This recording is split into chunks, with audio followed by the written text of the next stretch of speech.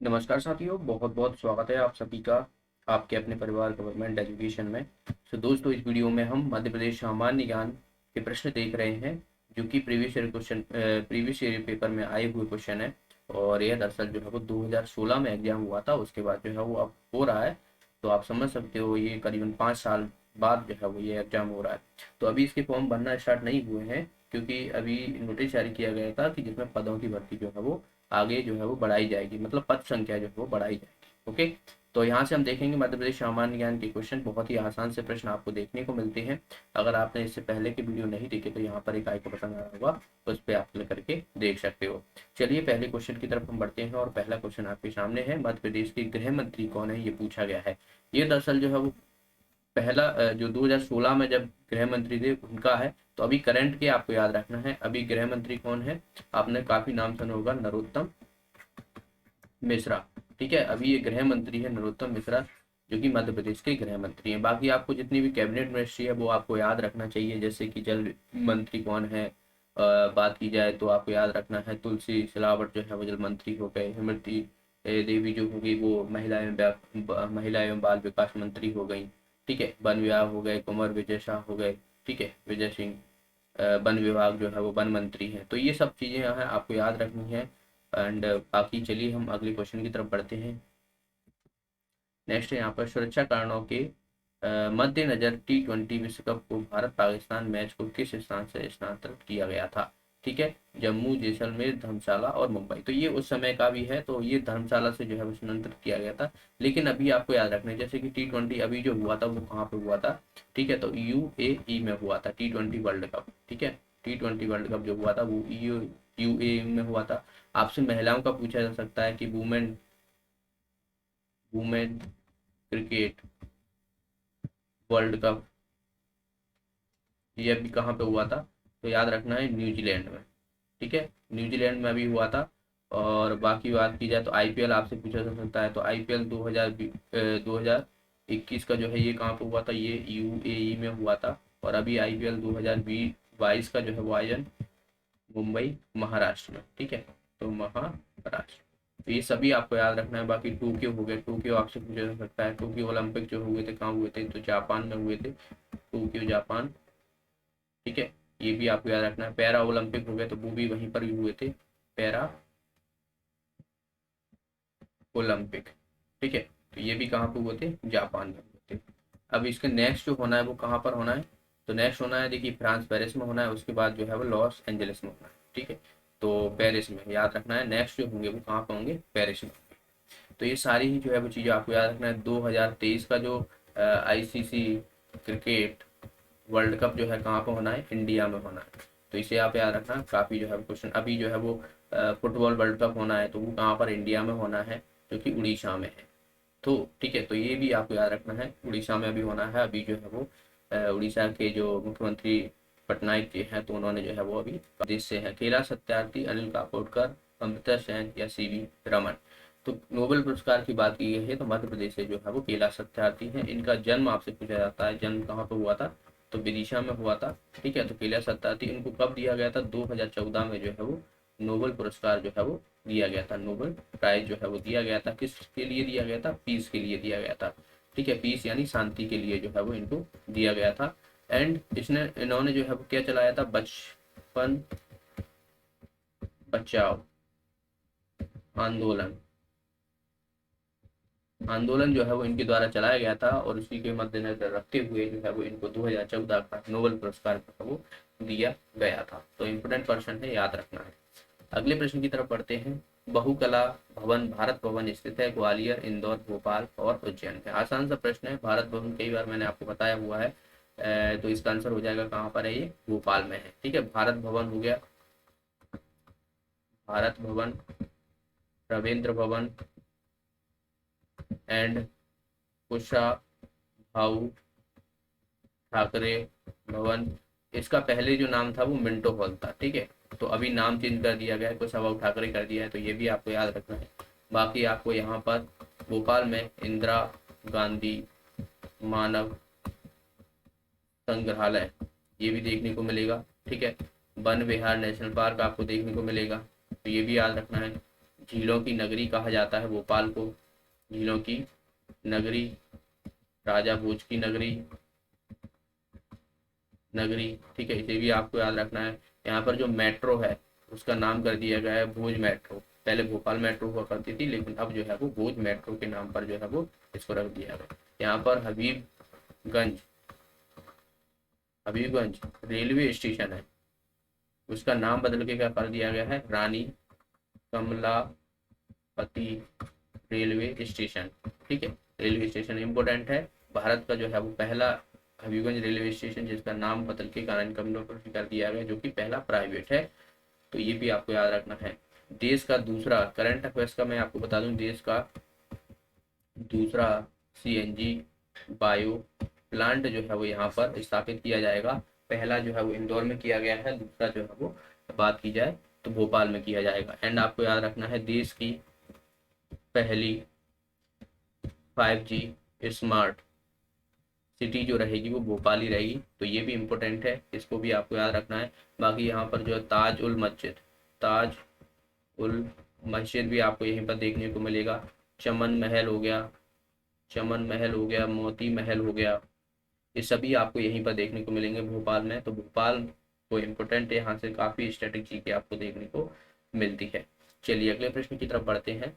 2011 की जनगणना के अनुसार भारतीय गणराज्यों में मध्य प्रदेश का कौन सा स्थान है, दूसरा, छठवां, सातवां या आठवां। देखिए, मध्य प्रदेश की जनगणना से आपसे 1 से 2 क्वेश्चन पूछे ही जाना है, तो ये टॉपिक आप अच्छे से कर लीजिएगा। ठीक है, आप बिल्कुल भी हल्के में मत लीजिएगा मेरी इस बात को। जनगणना से हमेशा ही क्वेश्चन आपसे पूछे जाते हैं, तो जनगणना का बहुत ही छोटा सा जो है वो टॉपिक है, ज़्यादा बड़ा नहीं है। देखिए, जनगणना तो पहले तो आपको पता होना चाहिए कि 7,26,26,809 के करीबन जो है वो आपको ये जनसंख्या देखने को मिलेगी मध्य प्रदेश की, और 6% है, जो कि छठवां स्थान आता है भारत में। ठीक है, तो 6% है, छठवां स्थान आता है देश की। ठीक है, देश की 6% जनसंख्या जो है वो आपको मध्य प्रदेश में देखने को मिलेगी। सबसे ज़्यादा आपको कहाँ पर देखने को मिलेगी, इंदौर में सबसे अधिक आपको यहीं पर देखने को मिलेगी। घनत्व सबसे ज़्यादा कहाँ पर देखने को मिलेगा, आपको देखने को मिलेगा भोपाल में।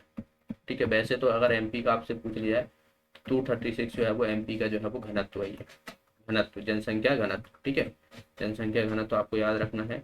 बाकी आपको यहाँ का लिंग अनुपात पूछा जाता है, लिंगानुपात सबसे ज़्यादा कहाँ पर है, तो बालाघाट में है। ठीक है, बालाघाट में है, 1021 है बालाघाट। ठीक है, तो ये भी आपको याद रखना है। साक्षरता आपसे पूछ लिया है कि साक्षरता दर किसकी अधिक है, तो जबलपुर की 81% आपको देखने को मिलेगी। सबसे कम कहाँ पर है, अलीराजपुर में देखने को मिलेगी। याद रखना है, घनत्व तो आपको भोपाल में देखने को मिलेगा, सबसे कम जो है वो आपको डिंडौरी में देखने को मिलेगा। ठीक है, तो ये भी आपको याद रखना है।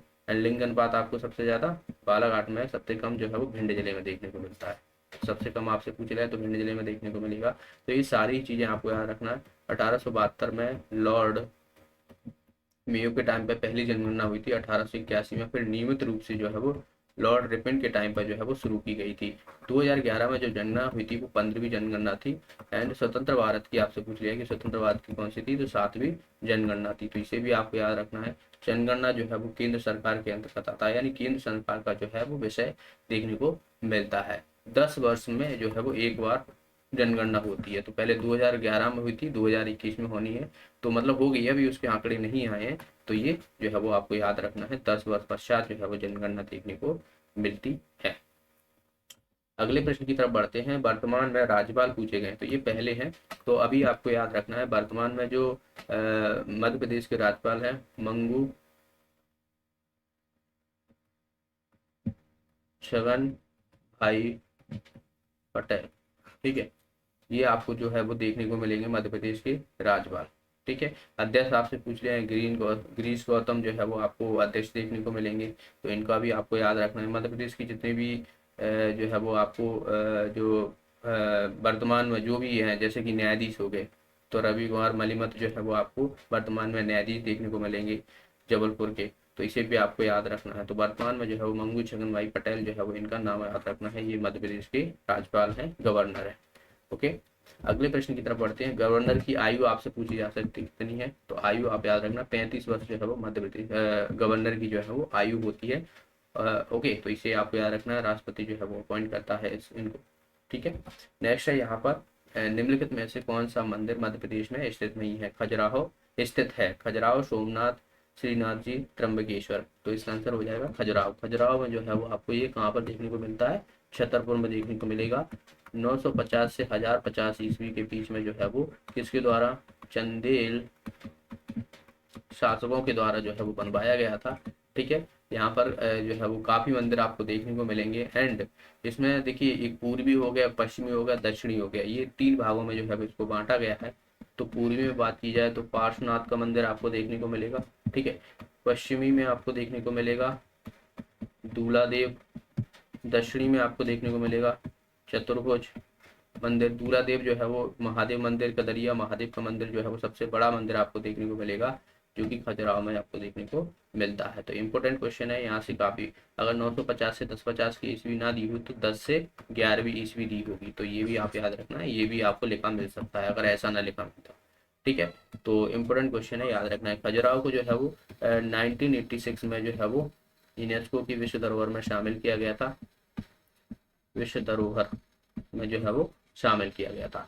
अगला प्रश्न है, मध्य प्रदेश के उच्च न्यायालय के प्रमुख न्यायपीठ स्थित है? इंदौर, ग्वालियर, जबलपुर और भोपाल। देखिए मुख्य न्यायाधीश जो मेन है वो पूछी गई है, प्रिंसिपल बेंच, तो ये आपको देखने को मिलेगी जबलपुर में। ठीक है, जबलपुर में आपको देखने को मिलेगी। इसका आंसर हो जाएगा हमारा थर्ड ऑप्शन। और न्यायाधीश में आपको बता चुका हूँ। देन आपसे पूछा जा सकता है कि फर्स्ट कौन थे? तो एम हिदायतुल्ला।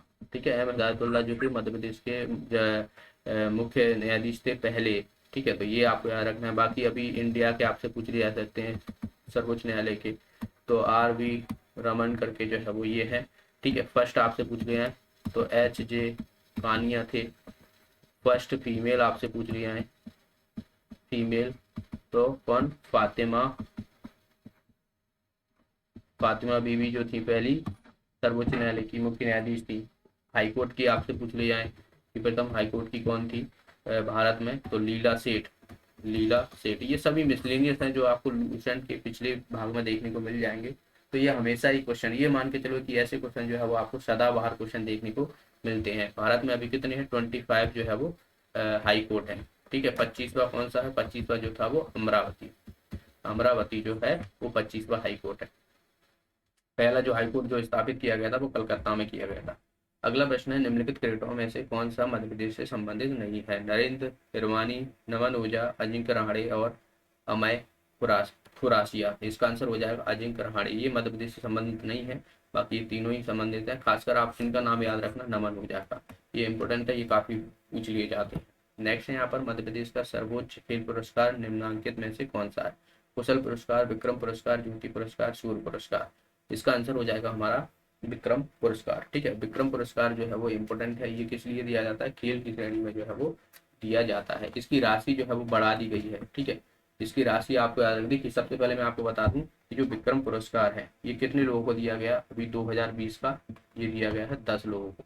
ठीक है, 10 खिलाड़ियों को जो है वो दिया गया, खिलाड़ियों को दिया गया है।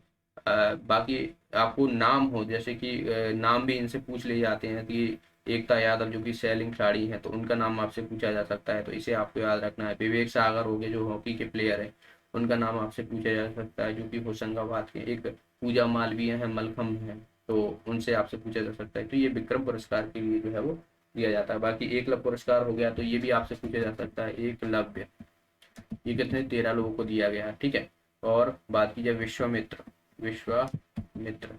पुरस्कार, ये कितने लोगों को दिया गया? ये लिया गया 3 लोगों को।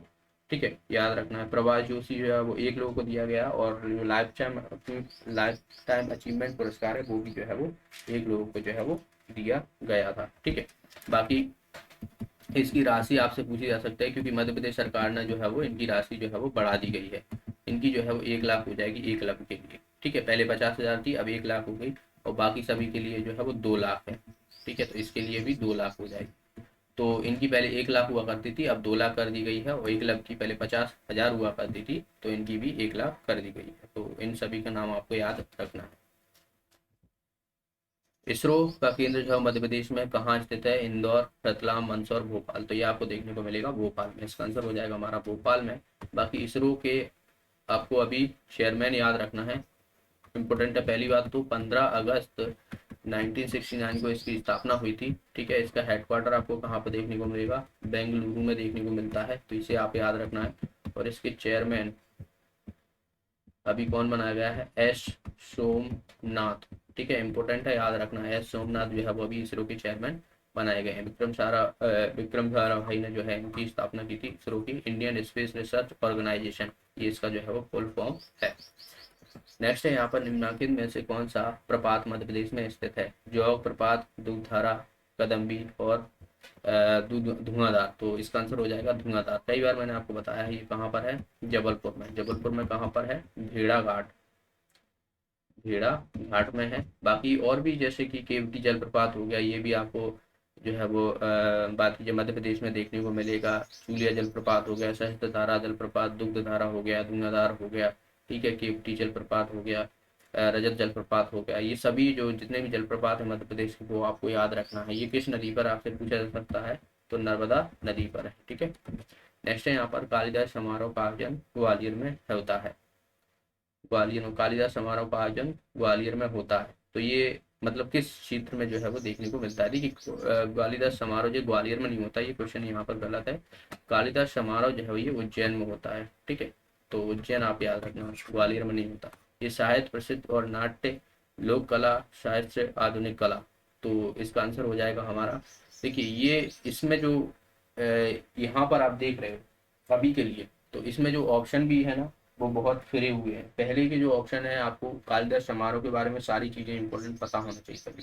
कालिदास समारोह हो गया, कालिदास अकेडमी हो गया। ठीक है, एंड आपको जो है वो ये कहाँ पर देखने को मिलती है, तो सभी आपको उज्जैन में देखने को मिलती है, पहली बात तो। ठीक है, उज्जैन में आपको देखने को मिलती है। एंड ये किस लिए दिया जाता है, तो ये भी काफी जो है क्वेश्चन पूछ लिया। तो नाट्य प्रदर्शन हो गया, नाट्य प्रदर्शन। ठीक है, नाट्य प्रदर्शन हो गया, इसको आपको याद रखना है। एंड आपको याद रखना है जो जो वाद विवाद होते हैं, वाद विवाद, इसके लिए दिया जाता है। ठीक है, रंगमंच के लिए दिया जाता है, रंगमंच के लिए दिया जाता है। ठीक है, तो नाट्य प्रदर्शन, वाद विवाद, रंगमंच। तो यहाँ पे देखिए नाट्य जो है वो शास्त्रीय नृत्य के लिए नहीं, नाट्य के लिए, तो इसका आंसर हो जाएगा हमारा फर्स्ट ऑप्शन। एंड ये उज्जैन में होता है, तो ग्वालियर आप याद रखना, यहाँ पर ये बता देता हूँ, इसे भी उज्जैन कर देता हूँ, उज्जैन। ओके, कालिदास अकेडमी भी आपको कहाँ देखने को मिलेगी, उज्जैन में देखने को मिलेगी, क्योंकि इसकी स्थापना हुई थी 1979। तो कालिदास अकादमी ये कहाँ पर, 1979 में उज्जैन में देखने को मिलेगी, तो इसे भी आपको याद रखना। अच्छा, इससे आपसे पूछा जा सकता है जो कालिदास समारोह है इसका प्रारंभ कब हुआ था, 1958 में जो है इसका प्रारंभ हुआ था। क्षिप्रा नदी किस नदी में मिलती है, नर्मदा, चंबल, ताप्ती, सोन। तो कई बार मैंने बताया है क्षिप्रा नदी जो है ये चंबल की सहायक नदी है, तो चंबल में मिलती है, इसका आंसर हो जाएगा हमारा सेकंड ऑप्शन। क्षिप्रा नदी जो है ये कहाँ से निकलती है, इंदौर की काकड़ी बरडी पहाड़ी है वहां से निकलती है। मालवा की गंगा आपसे पूछ लिया है कि मालवा की गंगा किसे कहा जाता है, ये आपको क्षिप्रा नदी को ही देखने को मिलता है। ठीक है, उज्जैन के किनारे जो है वो, या कहा जाए जो उज्जैन है वो क्षिप्रा नदी के किनारे बसा हुआ है। यहाँ पर जो है वो कुंभ का मेला जो है वो लगता है, कुंभ का मेला जो लगता है, इसे भी आपको याद रखना है, इम्पोर्टेंट जो है वो क्वेश्चन है ये। नेक्स्ट है यहाँ पर मैग्नीज की खानों के लिए मध्य प्रदेश में कौन सा स्थान जो है वो प्रसिद्ध है, घाटशिला, कटनी, पाथा खेड़ा और बालाघाट। तो इसका आंसर हो जाएगा बालाघाट। बालाघाट को जो है वो मैग्नीज नगरी के नाम से जाना जाता है, और यहाँ पर मलाज खंड, ठीक है, इसे भी आपको रखना है, मलाज खंड, ये भी बालाघाट में ही है, ये तांबा के लिए जाना जाता है। मैं कुछ और है इसका आपको बताना चाहूंगा, जैसे कि एवेस्टोस, एवेस्टोस ये कहाँ पर है, तो ये झाबुआ में पाया जाता है, झाबुआ जिला। ठीक है, टंगस्टन हो गया, ये कहाँ पर है, होशंगाबाद में आपको देखने को मिलेगा। लोहा अयस्क हो गया, मंडला वाला क्षेत्र है, वहां पर आपको देखने को मिलेगा। ठीक है, तो इन सभी को आपको याद रखना है, यहाँ से भी आपको काफी क्वेश्चन देखने को मिल जाते हैं। तो ये थे दोस्तों आज के प्रश्न। नेक्स्ट वीडियो में नेक्स्ट पे हम क्वेश्चन कवर करेंगे। तो ये जो भी मैं यहाँ पर इंफॉर्मेशन बचाता हूँ एक्स्ट्रा, वो आप जरूर उसको याद रखना, क्योंकि वहीं से आपको क्वेश्चन देखने को मिलते हैं डेफिनेटली। और मैं बार बार चीज़ें आपको इसीलिए बताता हूँ ताकि आपको रिवाइज करने में जो है वो कोई भी दिक्कत ना हो। यहाँ पर आप रिवाइज करो और क्वेश्चन को भी देखो, क्योंकि रिवाइज करने से ही चीज़ें जो है वो परफेक्ट होती हैं। अगर आप किसी भी सब्जेक्ट का रिवाइज नहीं करोगे, पढ़ के नहीं छोड़ दोगे, तो वो आप भूल जाओगे। ये एक प्रकृति होती है, मानव की ये प्रकृति है, ये हमेशा याद रखना, ठीक है। मानव की ये प्रकृति ही है कि अगर आप किसी भी चीज़ को बार बार चीज़ें नहीं करोगे रिवाइज, तो वो आप भूल जाओगे। ये हमेशा सबके साथ होता है, ठीक है। तो कोई भी एक ऐसा एक्सेप्शन नहीं है कि कोई व्यक्ति हो एक बार पढ़ने के बाद सब कुछ याद होता है, ऐसा कुछ भी नहीं है। तो रिवाइज करना बहुत जरूरी होता है। एंड वीडियो को लाइक और शेयर जरूर कर देना। आपका कोई भी डाउट है तो आप मुझसे कमेंट बॉक्स में पूछ सकते हो। एंड जिन लोगों ने अभी तक सब्सक्राइब नहीं किया तो चैनल को भी सब्सक्राइब कर लेना। मिलते हैं नेक्स्ट क्लास में, तब तक के लिए बहुत बहुत धन्यवाद।